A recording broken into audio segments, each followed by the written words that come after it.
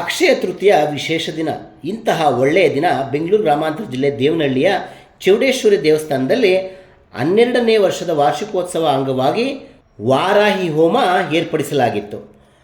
ಲೋಕ ಕಲ್ಯಾಣಾರ್ಥವಾಗಿ ನಡೆದ ವಾರಾಹಿ ಹೋಮದಲ್ಲಿ ಬೆಂಗಳೂರು ನಗರ, ಗ್ರಾಮಾಂತರ, ಚಿಕ್ಕಬಳ್ಳಾಪುರ, ದೊಡ್ಡಬಳ್ಳಾಪುರ ನಗರಗಳಿಂದ ಸಾವಿರಾರು ಜನ ಆಗಮಿಸಿ ಹೋಮ ಕಾರ್ಯದಲ್ಲಿ ಭಾಗವಹಿಸಿದರು.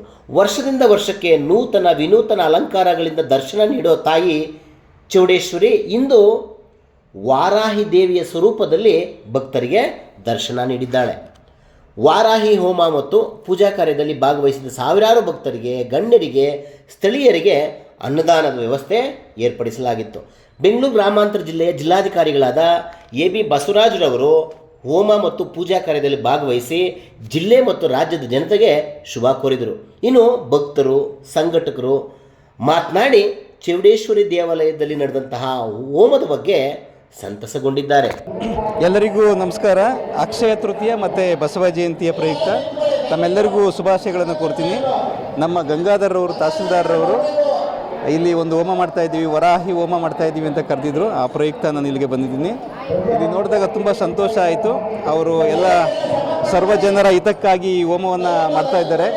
ನಮ್ಮ ಜಿಲ್ಲೆಯ ಎಲ್ಲ ಜನತೆಗೆ ಕೂಡ ಅವ್ರಿಗೆ ಒಳ್ಳೆಯದಾಗಲಿ ಅಂತ ಹೇಳ್ಬಿಟ್ಟು ಇವತ್ತು ಒಂದು ಒಳ್ಳೆಯ ಹೋಮ ಮಾಡಿದ್ದಾರೆ.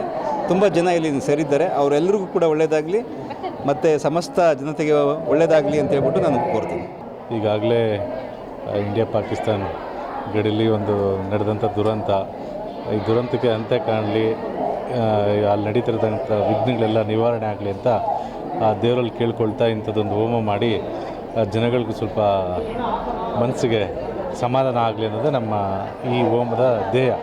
ಏನೋ ಅಮ್ಮನ ದಯ ಒಂದಿದ್ರೆ ಎಲ್ಲಾರ್ಗೂ ಒಳ್ಳೇದಾಗ್ತದ. ಆಯ್ತಾ?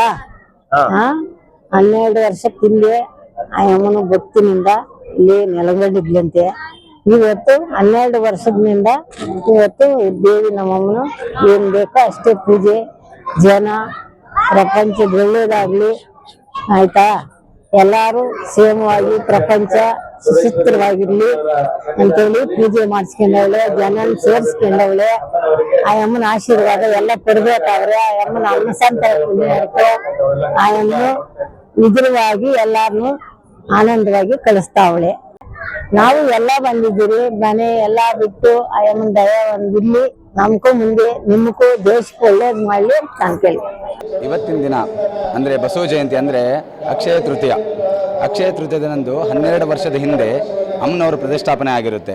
ಪ್ರತಿ ವರ್ಷವೂ ಕೂಡ ಚಂಡಿಕಾ ಯಾಗ ಅಂದರೆ ಚಂಡಿಕಾ ಹೋಮವನ್ನು ಮಾಡ್ಕೊಂಡು ಬಂದಂಥ ಒಂದು ನುಡಿ ಇತ್ತು.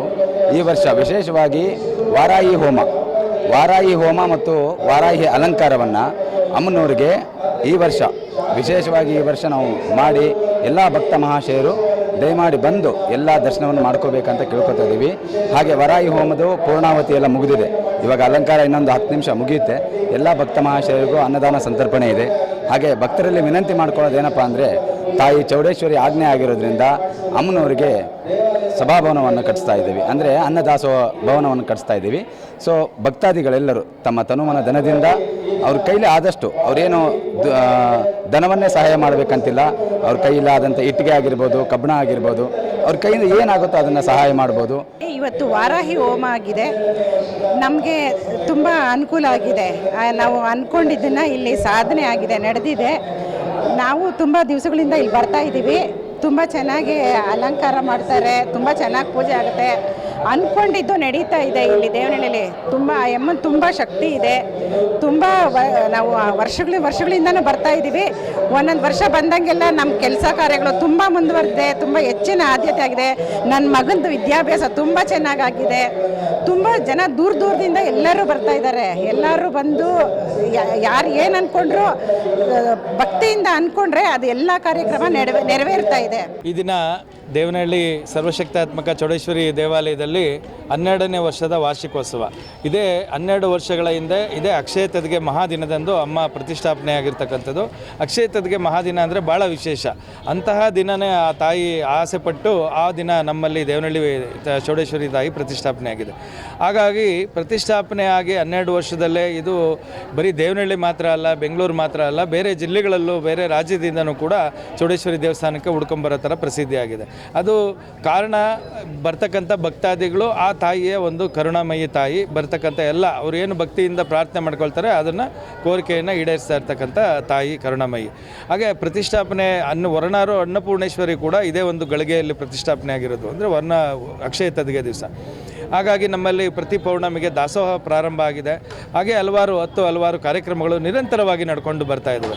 1, 2, 3 ನಿರಂತರವಾಗಿ ಕಾರ್ಯಕ್ರಮಗಳು ನಡ್ಕೊಂಡು ಬರ್ತಾ ಇದ್ದಾವೆ.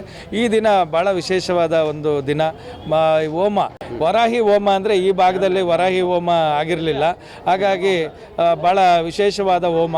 ನಮಗೆ ಅಮ್ಮನವ್ರಿಗೆ 12 ವರ್ಷಗಳಲ್ಲಿ ಬೇರೆ ಸಾವಿರಾರು ಅಲಂಕಾರಗಳಾಗಿದ್ದಾವೆ, ಆದರೆ ವರಾಹಿ ಅಲಂಕಾರ ಆಗಿರಲಿಲ್ಲ. ಪ್ರಪ್ರಥಮ ಬಾರಿಗೆ ವರಾಹಿ ಅಲಂಕಾರ.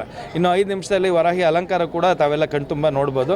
ಬೆಳಗ್ಗೆಯಿಂದ ಸಾವಿರಾರು ಜನ ಬಂದು ಎಲ್ಲರೂ ಕೂಡ ಹೋಮದಲ್ಲಿ ಭಾಗವಹಿಸಿದ್ದಾರೆ. ಎಲ್ಲರಿಗೂ ಖುಷಿಯಾಗಿದೆ.